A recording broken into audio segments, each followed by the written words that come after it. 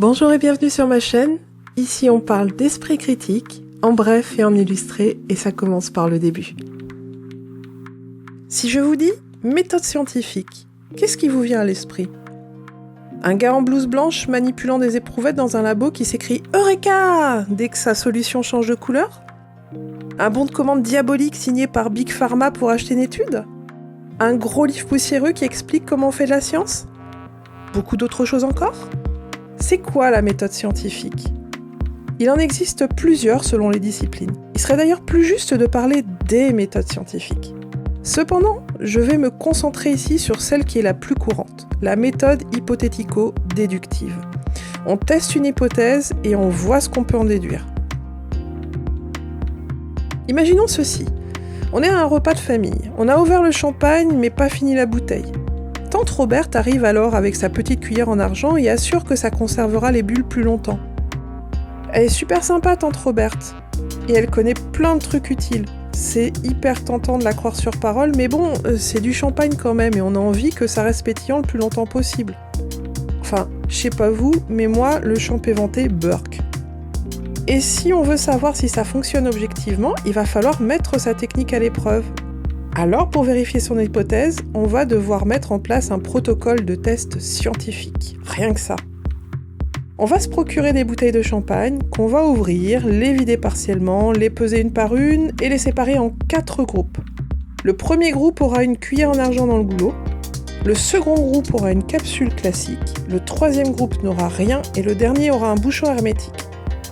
On les gardera au même endroit avec la même température, la même lumière, la même humidité et on comparera leur poids après quelques jours. Avoir les mêmes conditions pour toutes les bouteilles, c'est important. C'est compliqué de comparer dans des conditions différentes parce qu'on ne peut pas dire si ce sont les conditions qui ont joué ou pas dans les résultats. Avec les mêmes conditions, c'est comme si on les annulait. Après, il va falloir noter nos observations et on pourra voir ce que nos résultats nous permettent de conclure. Alors pourquoi est-ce qu'on fait comme ça? Après tout, basiquement, sans méthode scientifique, on peut se dire qu'il aurait été simple de mettre une cuillère dans une bouteille de champagne ouverte et de goûter le résultat quelques jours plus tard, non? En fait, c'est pas aussi simple. En faisant comme ça, on ne peut pas écarter nos biais cognitifs. Nos sens, c'est pas le truc le plus fiable ni le plus objectif qui soit. On peut facilement se persuader en toute bonne foi que le champagne ait gardé quelques bulles si on est convaincu que le procédé fonctionne. Ça ne permet pas de savoir objectivement. Et puis, on ne pourra pas savoir non plus si c'est pareil pour toutes les bouteilles si on n'en teste qu'une. On n'a qu'un exemple, on ne peut pas comparer ni définir une moyenne. Après tout, la quantité de gaz peut légèrement varier d'une bouteille à l'autre, il faut un échantillon qui va représenter une moyenne pour toutes les bouteilles.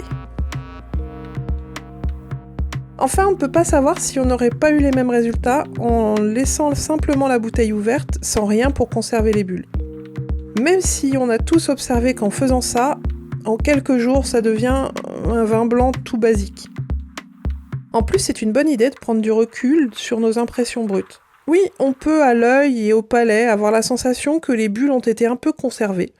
Mais le souvenir de la gorgée de champagne prise hier, c'est pas un enregistrement super fidèle. C'est plutôt une interprétation qui peut varier en fonction de notre état d'esprit, de nos envies.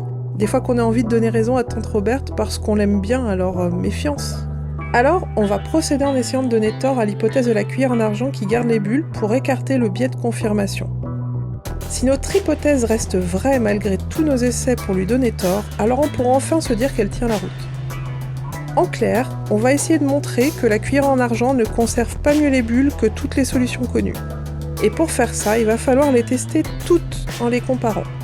L'expérience que je viens de vous décrire, elle a été menée en 1995 à la demande du comité interprofessionnel du champagne.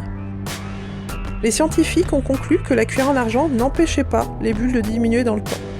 Seul le bouchon hermétique a permis de garder une quantité constante de gaz dans la bouteille. Désolée Tante Roberte, c'est possible que tu fasses fausse route. Cette expérience est intéressante, seulement elle a un défaut. Elle n'a pas été reproduite. Pour qu'une étude scientifique soit valide, il ne suffit pas de l'avoir menée et écrite. Même en respectant des protocoles rigoureux, il faut qu'elle ait été relue et critiquée par d'autres chercheurs dans le même domaine, sans complaisance. Et puis, plus important encore, pour espérer en déduire une théorie, c'est-à-dire un ensemble de lois décrivant fidèlement un phénomène et permettant de prédire qu'il se produira toujours selon ces lois, elle doit être reproduite le plus grand nombre de fois possible, avec toujours le même résultat. Parce qu'établir une loi avec un truc qui ne s'est produit qu'une seule fois, c'est pas hyper pertinent. Pourtant, il y en a qui sont tentés de le faire, c'est pas la norme en science, mais ça existe. Souvent, ce sont des études uniques qui ont la faveur des médias, c'est hyper vendeur, mais c'est pas scientifique. La science est lente, le processus ne peut pas se faire du jour au lendemain. Il faut être hyper prudent face à des études uniques. Quant aux études biaisées, on peut les rejeter sans état d'âme. La méthode scientifique est très rigoureuse et ne permet pas aux études malmenées de survivre dans le temps. Dans ce cas, on finit toujours par avoir un autre chercheur qui échoue à obtenir le même résultat en respectant la même procédure. Si les médias se sont emparés de l'étude avant sa reproduction et en la présentant comme une vérité absolue, aïe! C'est là qu'on voit des correctifs qui donnent l'impression que les scientifiques changent tout le temps d'avis. De plus, ici, on parle d'une expérience sur une boisson. Mais quand il s'agit de tester quelque chose sur des êtres vivants, le protocole doit s'accompagner de garde-fous supplémentaires. Faudrait pas que les biais cognitifs viennent s'en mêler. Comment fait-on pour les écarter, tant chez les expérimentateurs que chez les sujets de l'expérience quand il s'agit de tester des êtres humains ? Eh bien, pour éviter ces biais, ni celui qui teste, ni le sujet testé ne doivent savoir qui fait quoi dans le détail pendant l'expérience. Cela s'appelle le test en double aveugle. Si seul le sujet de l'expérience l'ignore, on parlera de simple aveugle. On peut l'utiliser quand on teste un médicament, mais pas seulement, ça peut aussi s'appliquer à l'étude des phénomènes paranormaux. Par exemple, Cousin-Machin au repas de Tante Roberte dit qu'il peut retrouver les objets perdus avec son pendule. Cousin-Machin est sincèrement convaincu d'avoir un don et il a l'air de très bien s'en sortir au repas de famille où on retient plus volontiers les fois où il réussit que celles où il se trompe. Et puis, il n'est jamais très loin de l'objet qu'il cherche. Alors on est indulgent, ce qu'il fait semble épatant, et tout le monde est heureux du moment très agréable qu'il aura fait passer. Cependant, fort de ses multiples succès, Cousin-Machin commence à se demander s'il ne serait pas intéressant de faire profiter de ses dons au plus grand nombre, et envisage d'ouvrir un cabinet où il pourra en vivre et faire de bonnes actions, comme de retrouver des personnes disparues par exemple. Seulement il y a un hic. Personne ne s'est posé la question de savoir si ce don était réel. Et s'il se trompait ? Je vous laisse imaginer les conséquences. Il va donc falloir tester les super capacités extrasensorielles de Cousin-Machin auprès de personnes qui ont l'habitude de faire ce genre d'expérience. Et comme c'est une personne honnête et consciencieuse, il va donc mettre son don à l'épreuve. Il se rend dans un lieu dédié où on va établir et mettre en place un protocole expérimental qui consistera à lui faire retrouver un objet caché dans 6 endroits possibles dans une pièce. On va définir 3 équipes. La première est composée de Cousin-Machin, une équipe à lui tout seul. La seconde d'1 ou 2 expérimentateurs. Et enfin la troisième de personnes chargées de tirer au dé l'endroit où sera caché l'objet, un par face. Puis de faire sonner un bip pour signaler que l'objet est caché. Personne ne doit se croiser pour éviter toute influence. En effet, Cousin-Machin et l'expérimentateur devront ignorer à quel endroit est caché l'objet. Si l'expérimentateur le sait, il risque d'influencer involontairement Cousin-Machin et les résultats seront faussés. Il n'y a que l'équipe chargée de cacher l'objet qui doit le savoir et aucune équipe ne doit pouvoir communiquer ni se croiser pendant l'expérience à l'exception de Cousin-Machin et de son expérimentateur. Il faudra faire un test préalable pour s'assurer que les conditions de l'expérience conviennent à Cousin-Machin. En effet, il doit le faire dans de bonnes conditions pour lui, on n'est pas là pour le mettre mal à l'aise. Au contraire. Après, il faut s'assurer que Cousin-Machin ne réponde pas juste au hasard. L'expérimentateur doit donc établir un nombre de bonnes réponses minimales pour s'assurer que ça ne soit pas le cas. En l'occurrence, sur 30 essais, Cousin-Machin doit en réussir au moins 11.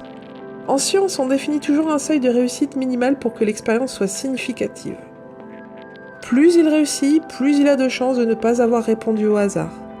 Les statistiques et les probabilités demandent de faire des calculs qui sont compliqués à faire de tête. Alors, le plus souvent, on les estime intuitivement. Sauf que notre cerveau est câblé principalement d'une manière qui permet d'établir des liens et de voir du sens partout plutôt que de comprendre l'aléatoire. Estimer des probabilités au doigt mouillé et après coup, c'est pas une bonne idée.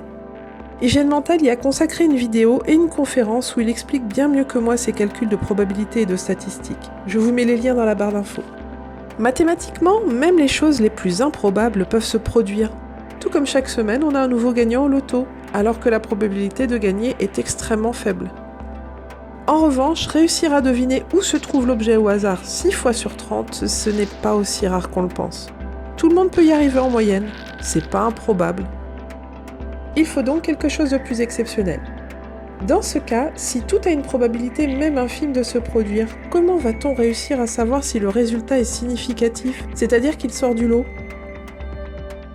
On peut le répliquer et voir si on obtient le même résultat. C'est ce qu'on va faire avec Cousin Machin. Il va devoir refaire l'expérience plusieurs fois. Idéalement, il faudrait même pouvoir appliquer du triple aveugle pour ce type d'expérience. C'est-à-dire qu'en plus du fait que l'expérimentateur et que le sujet testé ignorent où se trouve l'objet à retrouver, il faudrait aussi que le statisticien qui établit les résultats puisse travailler sur les données recueillies en ignorant ce qu'il cherche à montrer. Ça demande un travail considérable et complique beaucoup l'expérience. Mais il faut garder en tête qu'on ne sera jamais certain à 100% qu'il a un pouvoir surnaturel, même avec des résultats positifs. Tout simplement parce que, scientifiquement parlant, une certitude à 100% sur l'existence de quelque chose, c'est impossible. Tout ce qu'on peut faire, c'est réduire l'incertitude. D'autre part, il pourrait aussi avoir utilisé un trucage. C'est pas exclu. Néanmoins, plus les expériences sont répliquées de nombreuses fois dans le temps et plus on a de sujets testés pour une même hypothèse, plus on se rapproche des 100%. Ça donne un bon indice de confiance en la réalité objective d'un phénomène. De la même manière, une expérience reproduite de nombreuses fois et qui donne toujours des résultats négatifs permet de se dire qu'il n'y a pas de raison de croire en ce phénomène. Ça ne veut pas dire qu'il n'existe pas, mais qu'il n'y a pas de preuves suffisantes en sa faveur.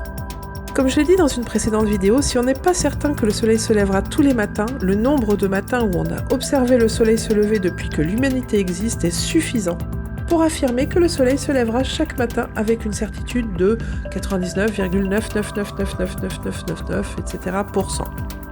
La science, d'une manière générale, a un mode de fonctionnement qui, s'il n'est pas parfait, permet d'adhérer à ses conclusions les plus solides avec une confiance suffisante. Et si celles-ci sont démenties par de plus grandes preuves, eh bien on pourra faire confiance aux nouvelles conclusions de la même manière. Évidemment, la méthode scientifique est appliquée par des humains dans un monde d'humains. La qualité d'un travail scientifique peut donc se retrouver entachée de plein de façons différentes. Pour autant, cela ne remet pas en question l'intérêt ni l'efficacité de la méthode. Il faut bien différencier les personnes qui produisent la connaissance des scientifiques, certes, mais des humains avant tout, de la méthode qu'ils emploient et qui s'avère un puissant garde-fou. C'est elle qui a permis l'élaboration de théories solides.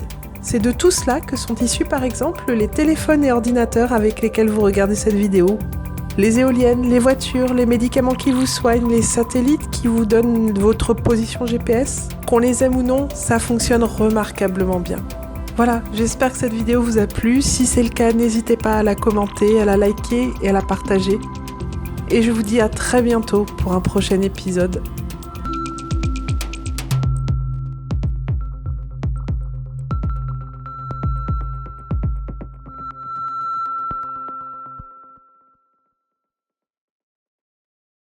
Please. Identify scientific method. Yes.